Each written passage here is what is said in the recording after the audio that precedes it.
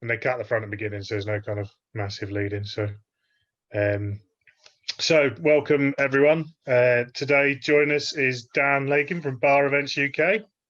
He's here to tell us a bit more about his sort of COVID story. So welcome, thanks for coming along, Dan.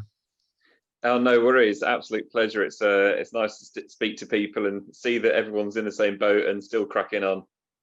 No, exactly that. That's what we're trying to get out there to people, that we're all in this thing together, and sort of hopefully something from your story can help someone else, because obviously events industry, I mean, hugely hit more than anyone. So the fact that you're still sitting there with a smile on your face is inspiring already. So yeah, I mean, tell us, obviously, January this year, we're heading into a new decade. Where were we? What were the plans? What was the idea? Okay, so January this year, January every year actually, we sit down, we sort of debrief what happened over Christmas, and then we rebrief what's going to be happening in the summer. And this year, you know, like everyone's pretty much saying, it was going to be our biggest year, but it's all sort of weddings and festivals and private parties that we're really planning for and sorting the logistics out for in January. Even stuff in August, we were booking generators, we were sorting out distribution, sorting out the logistics, because once our summer starts, we don't get time to do anything like that until it finishes, and then we do it again for the following year. So it's literally, you know, set up 1 week maybe in April, and then every week then on, it's breaking down 2 events, setting up 2 events, breaking down 2 events. Blimey. So we're literally planning all those logistics, sorting the staff out, like I say, anything that we have to hire from a third party, planning all that, paying deposits, and just really looking forward to the year to come. Yeah, and then, I mean, it's intense, because it's one of those things I don't even think about. Obviously, it's one of the joys of this, is getting around speaking to people and hearing their story of things. I mean, like you saying, deposits down, all that working, all that, and then suddenly this thumping great black cloud turns up. Yeah. I mean, I can't remember the actual dates. Was it the 23rd that the UK went into lockdown? So on the Friday anyway, we'd just moved into actually our new unit. So January we'd actually built an office and carpeted it and done everything that we could to make it the professional slick thing it's going to be for that year. So we're having a launch party on that Friday before lockdown, which we still did in the end, actually, because we wanted to show that we weren't going to be defeated, and if anybody else wanted to carry on their events, and we were the right people to do that with. And then that Friday afternoon, we got an abundance of phone calls, because the government had just said, you know, we're going to go into lockdown. Everyone's saying, what's happening? Can we have our money back? And asking the questions that we didn't know the answers to. No. So we had to, we did carry on with that party, and we did have a good time that evening. But then the following day, we were straight up. And battling through our hangovers and thinking, right, we need to really fix this. And then by the Monday, we'd responded to everyone that had inquired initially. By the Tuesday, we'd emailed everyone on our calendar for that year, saying, look, this is where we stand at the moment. This is what we can do, you know, going forward. And it was all about postponing and just seeing if we could still really help their event happen this year, because let's face it, no one expected it to go on this long. And yeah, just going from there, really, just really communicating with our clients. No, like I say, and that's almost been the worst thing of this. I think if we'd all known it was a 2-month thing and we'd all jump in for 2 months and everything would be all right, it's one thing, but it's just been that kind of unending limbo we've all found ourselves in, that keeps shaping up and then shaping back down again. I mean, you're saying like deposit. I mean, you had clients trying to recover monies off you if they were cancelling things. Did you have any success? Yeah, well, getting back some of yours, or? No, I mean, when it's business to business, it's pretty much written off. We've found, but when it's people's weddings, and you know, probably one of the biggest investments they'll make, with the exception of a car and a house. We've just really tried to work with people. We basically said we'll postpone all events up until the end of April 2021. So that meant everyone could still hopefully do their wedding or event within our financial year. So it helped us financially. We were helping them move their event for free. Just it was a bit of a give and take between both parties, really, you know, to try and help each other, because if they didn't help us, we wouldn't have been here in 2021, or even at this stage, we wouldn't have been here if we didn't have our clients helping us. So it was really, just coming into an agreement with these people and seeing what we could do for them, what they could do for us, really. No, I think, I mean, you hit the nail on the head for me there. Early doors is just that communication, isn't it? Like, you know, even though you went and partied hard for that night, first thing Saturday, you're on the phone, you're emailing, you're talking, you're telling, and there were so many people who went the opposite way, closed down, shut down marketing, did all that, and like I say, in probably the most challenged sector, Yeah. you've really cracked it. Because one of the questions we tend to ask people is, what would you have done sooner? Sort of looking back, what you have done sooner. But I think you pretty much took it on the hop and did it on the day anyway. So I mean, Well, I think no, well played. with the event industry, and especially when you're working on site a lot, you don't get a chance to hide behind the parapet. You have to stick your head up and you have to get on with it. Otherwise, if there's any issues on that event, you are going to know about it big time within the next couple of hours. So you really do have to say, look, I'm sorry, but this is happening. I'm going to get it fixed. You know, you really do have to act on anything. So, you know, we're used to that, and we're used to taking shots from people.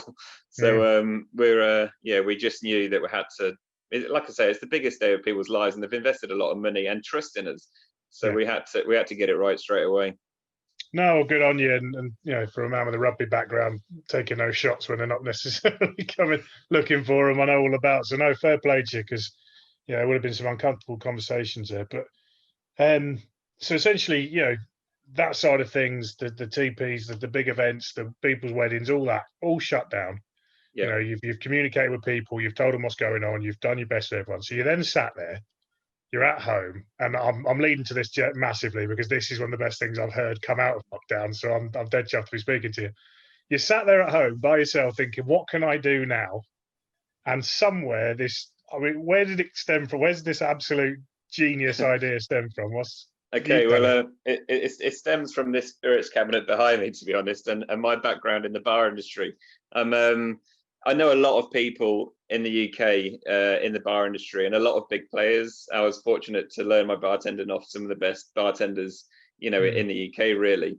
So a big part of our life is drinking, and it's making drinks and serving people. And my first thing was, first of all, what am I going to do? You know, personally, what am I going to do to keep saying it? You know, it wasn't about the money as much anymore, because we knew that was non-existent, and that was going to be, you know, there's nothing we could have done with that. So it's just like, how do I keep saying?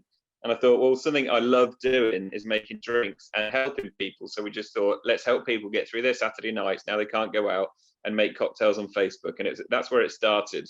So every Saturday night we went live on Facebook, and initially it was from my laptop camera, and that was a terrible video. And then it developed from there to get some iPads. We've got iPads aplenty in our unit for tills. So we brought all those home and started setting up cameras everywhere. And then I thought, you know, we've put a lot of effort into this so far. How can I make this better? Because at the end of the day, all I was doing was spending 15 minutes on Facebook every Saturday night, making some drinks, and people mixing along at home. So it was fun, but I wanted to develop the idea.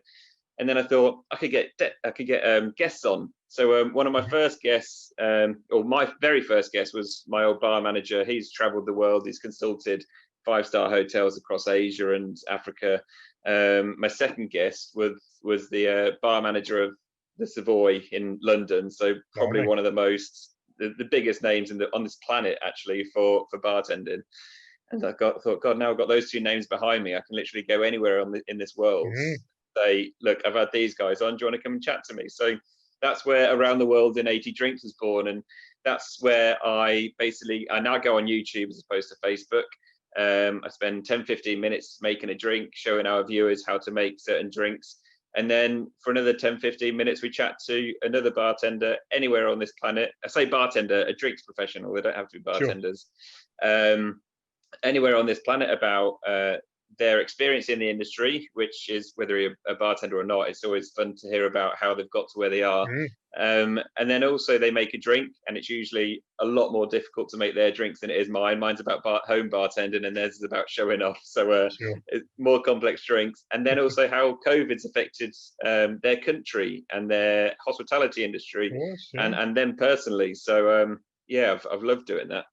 No, brilliant. And honestly, I'll make sure that when we put, because this will be going out on YouTube when we go, and I'm more than happy to get the links to those in there as well, because I mean, frankly, the moment I get it, I'm going to be diving on them. And as you say, I'm a rugby player, so booze and it's kind of Yeah, in my blood as much as in yours. No, like I say, at a time that's been so hard for so many people, when you hear what some people have sort of done, in a way that you wouldn't have probably been able to do if business has been flying the way it had been flying. Like you say, you're booking things in August in January, like you've always yeah. been so busy. Yeah, would you agree that almost this break has allowed you to explore something that you otherwise wouldn't have been able to do? Yeah, absolutely. I mean, once we got our head around the horrible financial side of COVID, and we'd sorted all our brides out, we'd postponed all the weddings, and we'd done all the horrible stuff, and I knew that our business was going to be all right till 2021, and we could just sort of crack on with doing nothing. It was great to spend time with the family. I've got a 2-year-old, so it's great to see her grow up. And me and my wife work together, so it's great to spend time not working together and actually just being a couple and parents, obviously. And then also great to literally chat to people all over the world and realize, I'm a tiny cog in this huge thing that's going on, but everyone's sort of working towards the same objective. It's and actually it's nice for them as well to realize, some people are in really bizarre places, and you can feel like you're almost on your own if you're in a apartment in the middle of Hong Kong or something. Do you know what I mean? Like, you can't leave your place and there's no garden, that you're not seeing anyone. It's nice for them to then realize that I'm all the way over here in the UK. I found them on Instagram, whatever. Here we are having this conversation, and that they're not forgotten about, and people do want to hear from them. Yeah, it's like you say, it's almost a funny one. We've never been more connected or more isolated at the same time. It's a very strange, and it's what stemmed this. It was sort of getting around speaking to people and hearing what other people's stories inspired people to do. And as I say, like when you got past me through the sort of BNI network, and around the world in 80 drinks, it just lit me up. And again, it's one of those things I know will do the same for a lot of people. So brilliant to have you on here, Dan, and with what you've done. I mean, this point going forward, then obviously we're hoping there's a glimmer of a vaccine or a couple of vaccines on the horizon. Your April 2021 seems fairly realistic now. If people start getting pumped in, is that how you're feeling at your end, or? Well, I mean, even at the start of all this, we never expected it to go past June, really. But despite that, we still pushed everyone further back to August, just in case, just to give a bit of a buffer. As it happens, it wasn't enough. So yeah, there is hope for the start of next year, March, April. But even so, our May bookings and June are already talking to us saying, look, what if? In which case, we'll help them as and when. But I think our wedding season is usually full swing by May. I don't think we've got much until a bit after that this year. 2021. But yeah, I mean, like I say, even if the government say, look, you can have your weddings, but you need to have full PPE, sanitizer stations, testing stations, whatever it is, we're ready to take it on the chin and just run with it, whatever we're allowed to do. No, brilliant. No, and that's it's exactly that, isn't it? It's just finding a way. It's what you've done through this, as you can hear it in everything you're saying. It's like, well, I can't do that. Right, well, I'll do this. We can't do this. They won't let me do any of it. Right, well, I'll start doing cocktails with people around the world. It's just like, you will not keep me down. And it's brilliant to see that come out of you and into your business. Yeah, it's funny you should say you can't do this, you can't do that, because throughout proper lockdown, I worked with a friend in catering.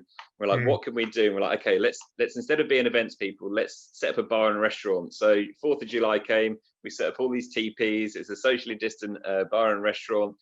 We didn't have the license at all until probably 5 days before. Bradford Council rang us and said, you're not having the license. And I said, that's not acceptable. We need to either know why, or we need to have a discussion and grant something. Yeah. And anyway, after a long discussion with Bradford Council, they said, okay, well, we're calling it a gathering. You can have 30 people max. It's not a gathering, it's a restaurant. But I couldn't fight anymore. It's like, I've hit the wall here. That's what we'll do. So we ran it. It was absolutely amazing, really good fun, getting everyone back to a relative normality. But it just wasn't financially viable for us at 30 guests. So it was another sort of block in the road. We sat down and recalibrated, and I carried on doing the around the world in 80 drinks throughout that, live from location. And so it's just, after that, I just, worked a bit harder at that and thought, what can we do? And we've been doing virtual masterclasses online as well. So people book us for basically, instead of doing a Zoom quiz, they get us involved and they can make some drinks at the same time. So we've been doing that, and we're looking fairly busy for Christmas as well. Oh, good. No, I could do it myself. I'm on a Zoom quiz tonight, and I'd rather be mixing cocktails. Yeah. No, brilliant. No, and so looking at sort of going forward, so we're hoping that everything starts opening up and easing, so with the promises of the vaccines and that sort of thing. So obviously there's going to be a time to rebuild, but all these new shoots that you've kind of gone down, are we keeping those? Are they backstreaming? Are they dying entirely? Are you going to wind them all up into one? What's sort of Dan's plan for 2021? Well, we'll definitely keep the virtual masterclasses going, because it's a really cost-effective way to get that sort of entertainment into people's homes. We used to do masterclasses in people's homes, and for dinner parties, hen parties, whatever. But it literally costs twice as much for the same amount of time. So it's definitely a more cost-effective way. So we'll keep that going.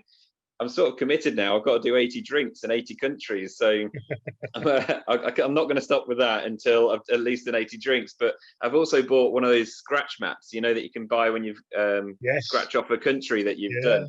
And I scratched off a load of states and a load of countries, and I realised I haven't done the big masses yet. I haven't done the Russia and the China and Australia. So I think once I start to really get into this scratch map, I just want to do the whole planet. So I'm like a dog with a bone, really. So we'll see how that goes. I'm committed to 80 anyway, and we'll go from there.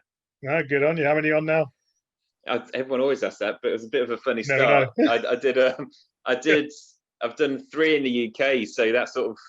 That's all right. Really... We've got 4 countries in the UK. You can just be honorary Scotsman for the day. It's fine. I'm on about 25, 30 at the moment, so not even halfway through yet. But we'll keep on going.